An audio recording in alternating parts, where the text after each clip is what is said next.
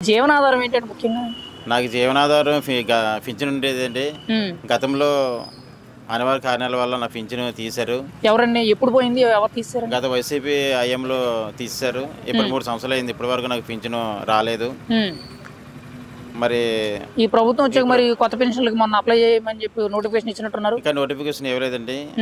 వచ్చే నెలాఖరున ఎప్పుడో మంజూరు నోటిఫికేషన్ ఇస్తారని తెలుస్తుంది. ఓకే. తమరు నాపై దయించి దాన్ని మంజూరు చేయవలసిందిగా కోరుతున్నాను. అంటే వైఎస్ఆర్‌సీపీ ప్రభుత్వ హయాంలో మీరు కూడా ఇబ్బంది పడ్డారండి?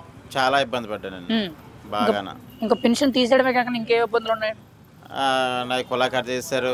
మా మెస్ని డోకరా నుంచి తొలగించారు. అనివార్య కారణాలు, వేరు కారణాలు.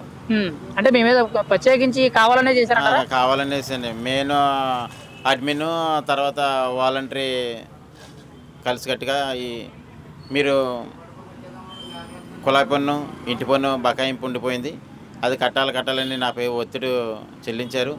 15,000 రూపాయలు అప్పు చేసి కట్టిన వెంటనే మీ పింఛను మంజూరు అయిపోద్ది అన్నారు. అయినా సరే పింఛను రాలేదు.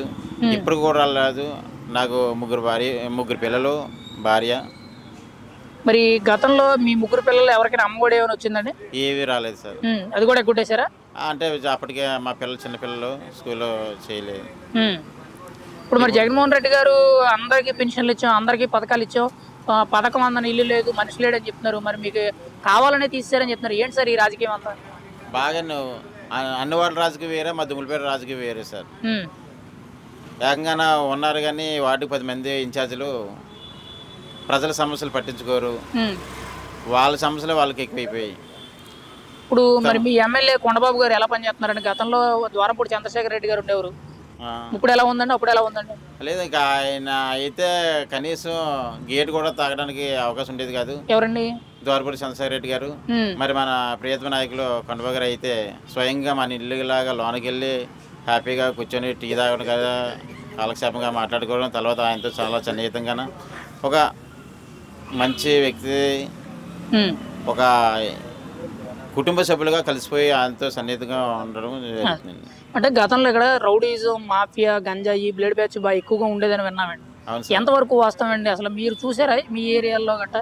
చూసాను సార్. ఇప్పుడు చాలా అది అయింది ఏంటంటే మొత్తం అది నిషేధింపబడింది.